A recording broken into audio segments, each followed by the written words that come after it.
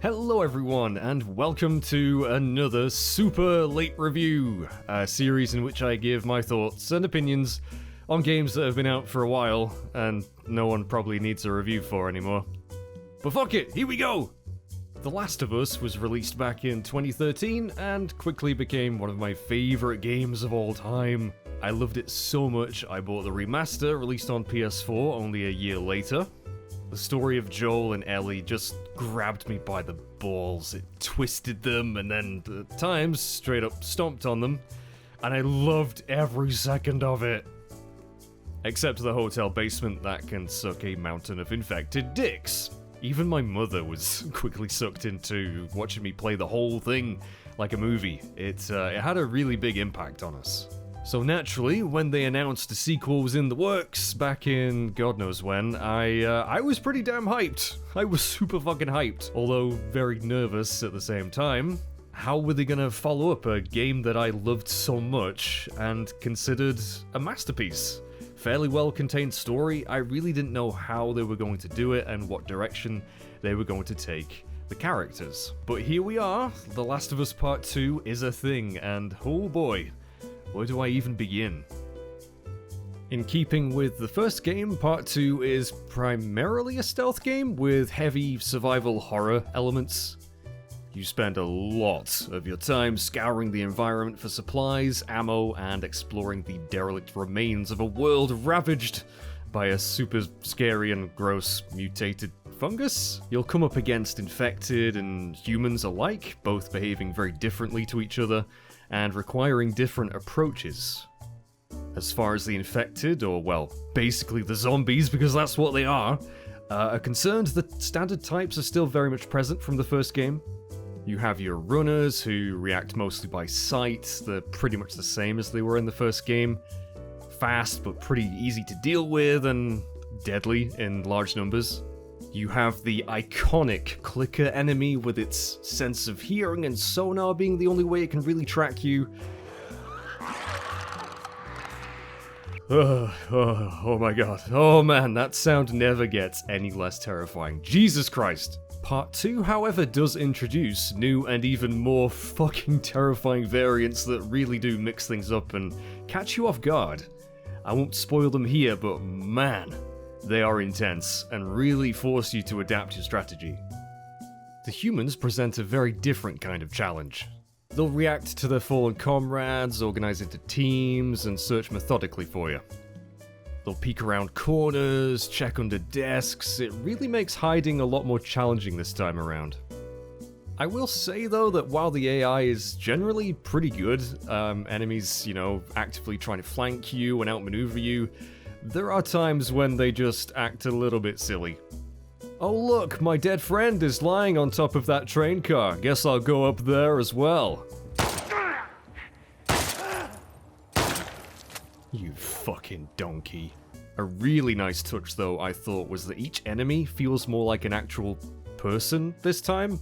Instead of faceless goons like in so many other video games, these people actually have individual names. Other members of their group will shout them out when they discover a body. And while this isn't too meaningful or anything, it really does remind you that these people would have friends, family. I didn't just shoot some nameless nobody, I shot Derek! It just helps make your violent actions against them more impactful.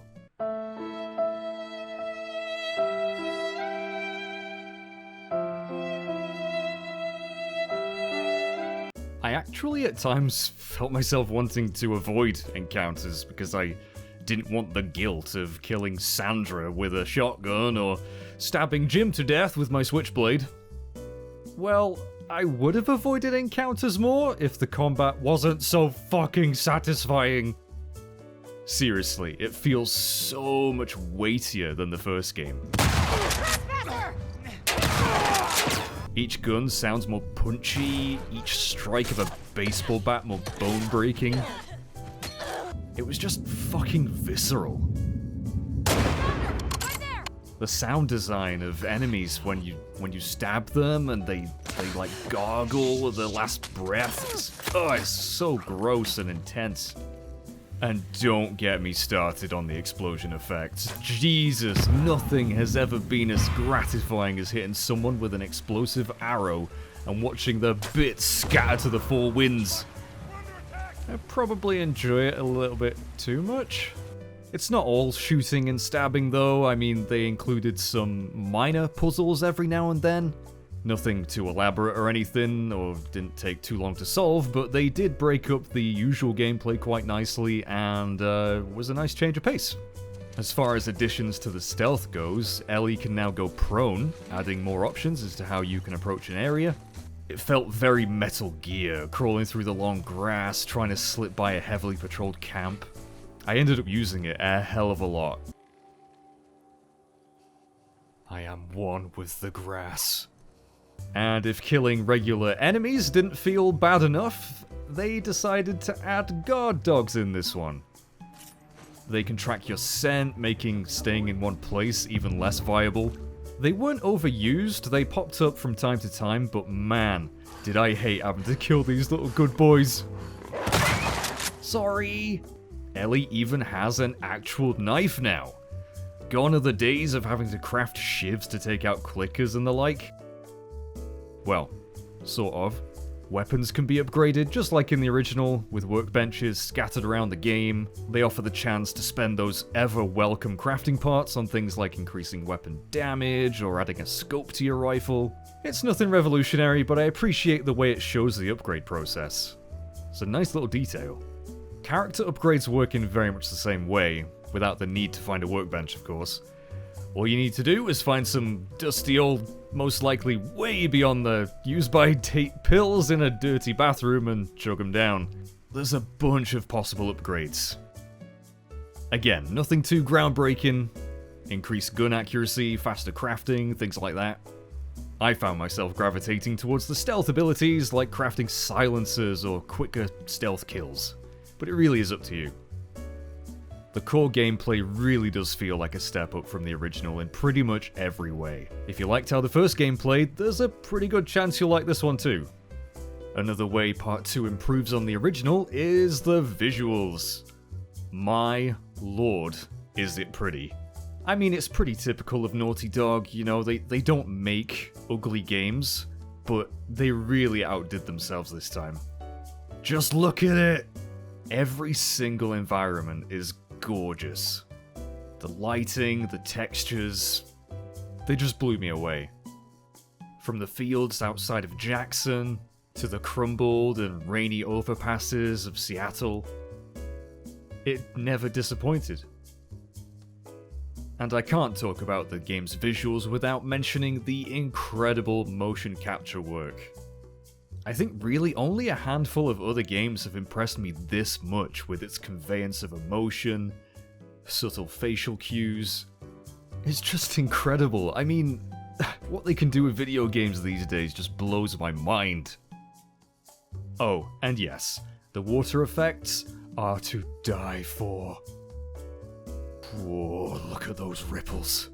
Level design is another high point. There's really no better playgrounds for a deadly game of hide-and-seek than there are in The Last of Us 2. So many places to hide, tons of verticality. It's just so much fun to explore and try and outwit the enemies. One thing I didn't expect was the sheer scale of some of these places. Downtown Seattle, especially, was fucking huge, man! So big, in fact, they actually gave you a map, which really reminded me a lot of Silent Hill. Well, you know, without the terrifying demonic spawns of hell trying to murder you. Oh, wait. It was so much fun exploring this huge district, finding hidden items, weapons. It was probably one of my favorite parts of the game. The music, like in the original, is a much more low-key affair. Returning composer Gustavo Santaolalla has made a return, and the soundtrack is pretty damn good. Some of the main themes from the original game definitely make a reappearance here, and they are used to great effect. But on the whole, I wouldn't say there was anything too memorable. The music really serves its purpose to enhance the action on screen, and I think it did its job. Okay, here we go. This is gonna be the thing that is the most subjective and controversial part of this game. The story. Now, I can't really talk about the game's story, obviously, without spoilers, so here is a warning. Please go to this timestamp if you want to go into this game completely without any knowledge of the plot, and I really do recommend you do that, because I really do believe this game's story is well worth experiencing for yourself. Right, here we go. So the basic premise of this game is it's set 4 years after the end of the original, when Joel saved Ellie from the Fireflies, and they're both living a pretty comfortable life back in Jackson. The world of The Last of Us is incredibly brutal and unforgiving, though. So before long, things go south pretty damn quickly. And I mean, like, really early on in the game, something utterly horrific happens. Joel is brutally murdered at the hands of a new character, Abby. This scene, Jesus Christ, I don't think I've ever watched anything so emotionally draining and horrific. I was nearly in tears. A character we spent so much time with in the first game, and while he is definitely not perfect and has done some pretty bad things, going out like that was so hard to watch. And I can understand if people really didn't like this. I don't think you're supposed to like this. But I don't think you can deny it was a really powerful story beat. So naturally, Ellie is terribly scarred by this incident and she is out for revenge. And that is pretty much what drives her for the rest of the game. I was fully on board with Ellie. I felt that loss just as much as she did. And I wanted to see those responsible get their comeuppance. However, as things tend to go, things aren't exactly black and white. Throughout the game, I found myself more and more worried about Ellie's state of mind and what she was actually willing to do to get the vengeance she so desperately needed.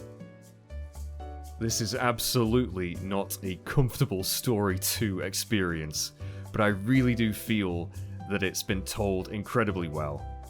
Pacing issues aside, I really don't have many problems with the story, honestly. I thought the ending especially was very satisfying, and I actually came to really love the character of Abby. Which is not something I expected when I first started playing the game, I'll tell you that for free. But she was written so well and performed brilliantly by Laura Bailey. I can understand people's hatred of Abby, considering what she did, but honestly, if you play through the whole game and you want just a little bit kind of swayed, we learn her motivations for why she did what she did.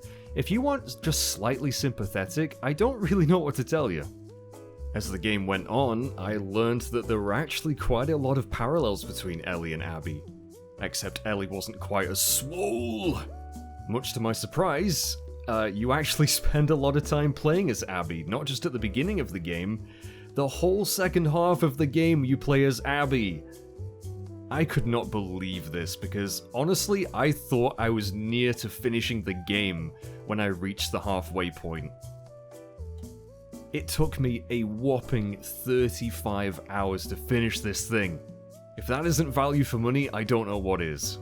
This game's story definitely isn't going to be for everyone. It is incredibly bleak, depressing, violent, shocking, all of the above. But I really, really enjoy stories that take risks. And boy, did Naughty Dog take a huge risk with this game. And personally, I enjoyed every second of it, pretty much. Like I said, there were times where the pacing dragged a little bit. They included some flashbacks every now and then, and just due to the game's structure as a whole, things could lose momentum and leave you desperate to find out what happens next and having to play a good chunk of game before you even get back to that storyline. However, I was invested the whole time. I really, really could not wait to find out what happened next. So again, to really summarize, I can understand why people wouldn't like this story. It is very hard-hitting, it is not happy, there are brief glimmers of levity, which I really did appreciate, but on the whole, it is pretty oppressive, and yeah, if you're not into this kind of thing, that's fine. For me though, I mean, maybe I'm just a little bit of a sick bastard, but I love stories like this. It feels like actions have real consequences, I worry about characters, I really can't get enough of this kind of storytelling. So, all in all chaps, I've got to tell you, I absolutely adored this game. It lived up to my expectations, if not surpassed them.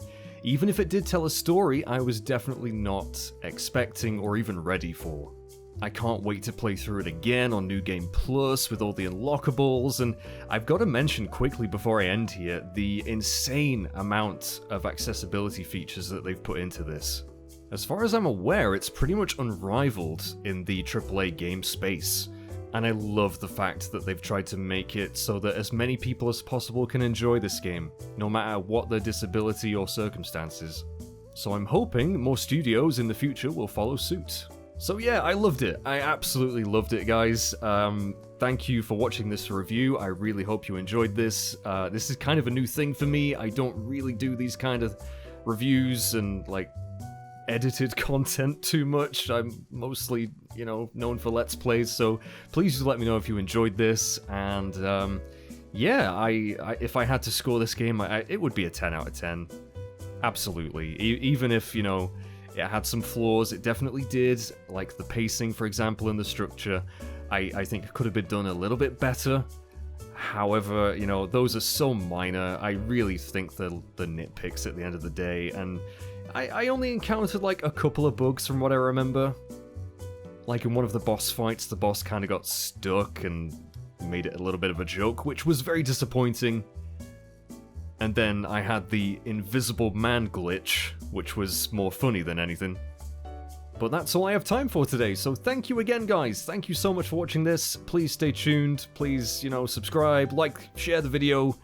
I will probably do more reviews like this in future if you guys like it. I definitely have enjoyed this, even if it's been quite time-consuming. I really did love this this process. So thank you, everyone. I will see you in the next video, whenever that is. Take care of yourselves, stay safe, and bye-bye for now.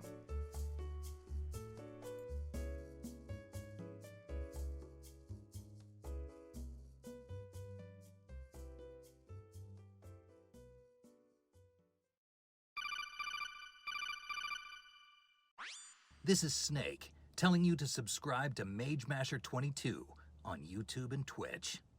Snake out.